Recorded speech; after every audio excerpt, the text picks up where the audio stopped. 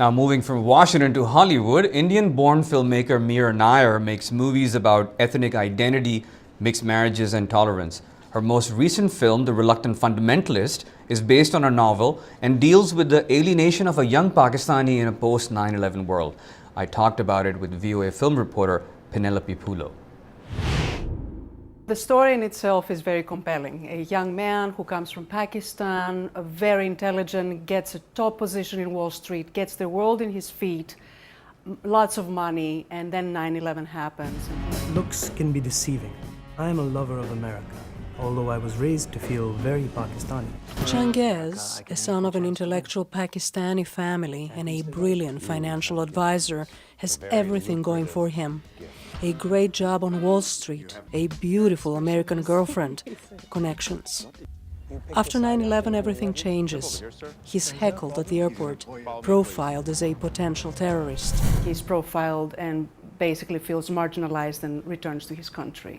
So that was what grabbed me. But what grabbed me even more is that this film was released a couple of days after the marathon bombings. And talking to Mira Nair, she's come out as an emerging South Asian director on a global level. What was your reaction when you started talking to her? Oh, she's a very dynamic, very passionate woman.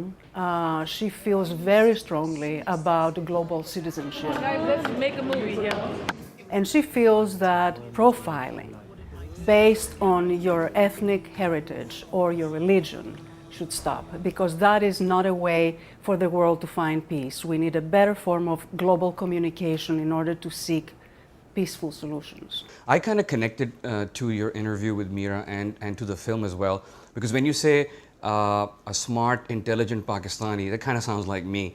But what I don't agree with in the film is I have never been like, as a Pakistani, like asked to be sidelined or just step aside or anything like that. There's a kind of drama in there which I don't see in real life. Okay, here is a question that I have for you. Okay. Is this your personal experience, or is it an experience that would be a mainstream experience? And that's what you need to find out. Yeah. From sources that I have, I know that Homeland Security routinely profiles people based on their ethnic origin and their religion. And maybe sometimes they do it not because they are racist or biased, but because they are grappling with finding a common denominator as to who could be the potential terrorist. And this is exactly where Mira Nair's film, strung a chord. Changez loses his girlfriend, gives up his lucrative job, and returns to his country to teach economics at the University of Lahore. His theories, criticizing rampant capitalism and the American dream, attract a following, and he becomes a prime suspect in the kidnapping of an American professor. So often, both sides or any side in our life is presented as reductionist, as good or bad or black or white. But there is a whole level of gray, and gray is also beautiful. So is this what Mira Nair is trying to put out there, that profiling might end in getting the wrong guy? Yes, absolutely, that's one thing. And another issue that the film is bringing up, which is very significant, is even if you get to develop radical ideas because of your personal experiences, that does not make you a terrorist. And this is something that Elizabeth GOITEIN from the BRENNAN Center of Justice confirmed. These personal attributes of a would-be terrorist needs to shift from that to focusing on actual criminal activity. Why did you want to come to America? For future reference, Jim, it's Changez. Mira Nair hopes her film will help shed some of the misconceptions and promote dialogue in a growing multicultural world. Talking to Mira Nair, did you sense that there's going to be a sequel, or she's going to pursue stories like that which resonate with the people around the world?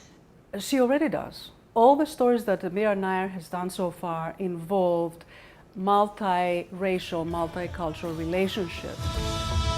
Yes, I'm Pakistani. Yes, I'm Muslim.